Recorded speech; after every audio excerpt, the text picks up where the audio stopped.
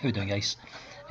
Welcome to this video on in your own words questions, which are the most common question you'll encounter when you're doing your reading for understanding, analysis and evaluation, also known as RUAE, also known as close reading in old money. So we are going to look through how to do in your own words questions. I'm going to talk you through an example, and then there's going to be 8 or 9 questions for you to have a go at doing yourself. The question will be there and the answer will be there. Your job will be to pause the video, have a go at doing it, check your answer.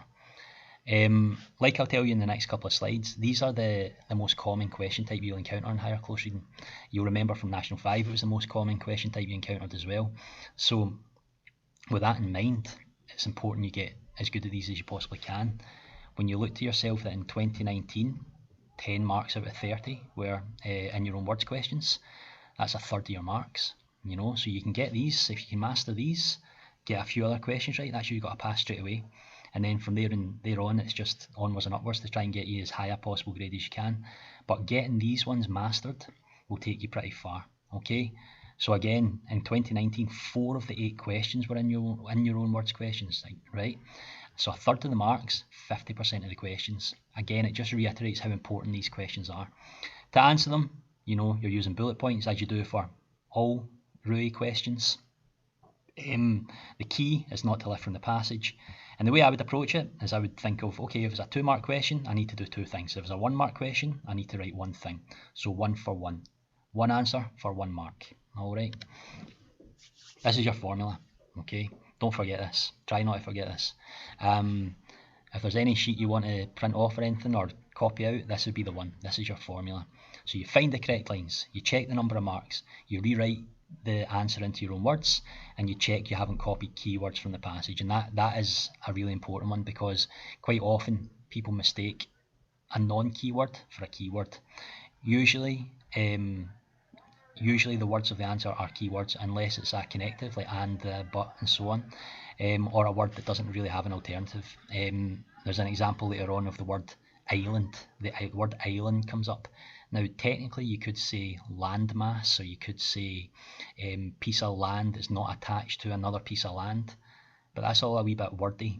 So island is maybe the type of thing you could get away with. Me personally, because I never actually made up this PowerPoint, me personally, I wouldn't use island. I would say landmass, personally, just to be safe, because you might get a really strict marker that you know doesn't want to give you the mark. They're having a bad day, right? They woke up too early that day, their baby was crying, whatever it may be. I wouldn't take that risk. I would make it as easy as I possibly could for the marker to give me the marks. So if I saw the word island, I would say landmass or something like that, just not the keywords, okay? Overall, to sum it all up, one way of thinking of it is locate and translate, which is you locate the answer, because the good thing about in your own words questions is the answer is always in the passage. You just need to find it. So you locate it and you translate it into your own words. All right. Okay, here's a few tips, hints and tips before we go on to the questions. There's 2 of them that are my particular favourites, which this is one of them. So one way to answer in your own words questions is to use words that mean the opposite, but place the word not in front of it. So if the phrase you need to change is humans are stupid, well, you just put the word not and then the opposite word is stupid. So instead of humans are stupid, people are not smart, right? Instead of humans are stupid, people are not dumb. Or sorry, people are not intelligent. I was a wee bit dumb there. So you'd put the opposite word, right? So an antonym of stupid, something that means the opposite, but then put the word not before it. Genius, right? Really clever. A really simple way of changing something into your own words. The problem with that is not every in your own words questions allows you to do that, because sometimes it won't work, but a lot of the time it will. So that's a good habit to get into. That's a nice little tip. The second one that I really like is this one. Explain the meaning of words to put into your own words. So instead of humans are stupid, people do not know anything. So you think, well, what does stupid mean? If you're stupid, you don't know anything. So instead of me saying humans are stupid, I say people do not know anything, right? So that's a mistake that people often make. They think that they have to use a single word to replace a word. But you can use a phrase, you can use a few words. And it's something, again, a good little trick to beat the exam. You know, I'm all about beating the exam, right? So that's a really simple way of doing it. You've got two other alternatives here, whereas you can think of like a synonym that fits best. So again, humans are stupid, obviously dumb, daft, whatever are synonyms. Unintelligent is probably a better one because it's slightly more formal.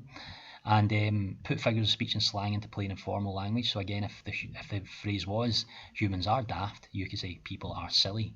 But if the phrase is humans are stupid, you could just say people are daft. Now, like I was saying about this one here, unintelligent is a better word to use than daft. But would you still get the mark for daft? Probably. But again, you might get that really grumpy marker, they've woke up that day, the night before, somebody knocked on the door and they opened the door and it was a wee kid that ran away and they're grumpy because of all this. So you maybe want to just make sure that their life is nice today, make it easy for them to give you the mark. People are unintelligent, right? But as I say, my two favourites are putting the word not in and then just putting the opposite word. So humans are stupid becomes people are not smart. And this one here, taking the word and think, what does it mean? Humans are stupid, people do not know anything. All right. So here's a wee example that we'll talk through. It says, identify two of the beliefs held about the island of Ainhallow that contributed to its supernatural reputation. Now, straight away, the wording of the question is a wee bit tricky, because supernatural reputation, you might not have a Scooby what that means, or you might have a kind of idea what that means. Now, your job is to really sort of think, well, I'm not too sure, but can I get ballpark? Can I kind of know what it means? And if you can kind of know what it means, so supernatural kind of means, does that mean weird? Does that mean a wee bit creepy? And if you're in the ballpark, you're close enough, because you just then have to find things that answer it. So things that are a wee bit weird or a wee bit creepy. You don't have to get the exact dictionary definition of supernatural to be able to answer the question, but you just have to have a kind of ballpark idea of what that means. Okay? Now, I'll read the passage to you, and as we read it, you're thinking, where are the beliefs that contribute to the supernatural representation? As you see, it's a 2-mark question, but usually for a 2-mark question, there'll be more than 2 possible answers. If it's a 4-mark question, there'll be more than 4 possible answers. The SQA will always give you, 9 times out of 10, they will give you more possible answers than there are marks to kind of help you a little bit. All right, so let's see if we can find more than 2. Legend has it that Ainhallow, one of Orkney's uninhabited island, was at one time the hidden Hildeland, a vanishing island that came and went. It was an enchanted isle where blood would flow from stalks of corn if they were cut after sunset. Cats, rats and mice could not live there. At one time, soil would be bought from Ainhallow and put under haystacks or new houses to keep vermin away. Right, did you see any? You see one? Hopefully you saw more than 2. Right, I'm going to highlight them now for you. There we go. Right, 4 different colours. There's your 4 possible answers.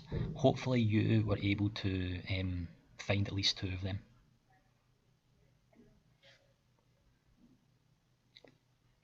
Now what I'm going to do in the next slide is break down how you put them into your own words. Right, we've done the hard bit. We've located the answer. We've found the answer. So that's the step 1. We know it's 2 marks, so we know we need to choose 2 of them and put them into our own words without using keywords. Right. So if I just go for this one, a vanishing island that came and went, there's the bell. Do you know who's coming to class? You. S5 are coming to class. So vanishing island that came and went, a disappearing island that could be seen at one point and then couldn't be seen at another. So then you can sum that up. The island could be seen at some points but not others, so people thought it had disappeared. Right? As I was saying earlier, I would play safe. I wouldn't use island. I would say the landmass, right? Or the piece of land. Something like that. I say, just in case you get that grumpy marker, something like that, okay? Other possible answers, now, where blood would flow from stalks of corn if they were cut after sunset, pretty supernatural, a wee bit creepy, a wee bit weird. There we go. Feel free to pause the video at any point if I'm going too fast. I like the bottom answer here. How we doing? And you come. I'm making a video for you, well, for your class, but I'll give you that later. Right, I'm going to pause this just now. 5th year, because Chloe's just walked in the class. How do I press this?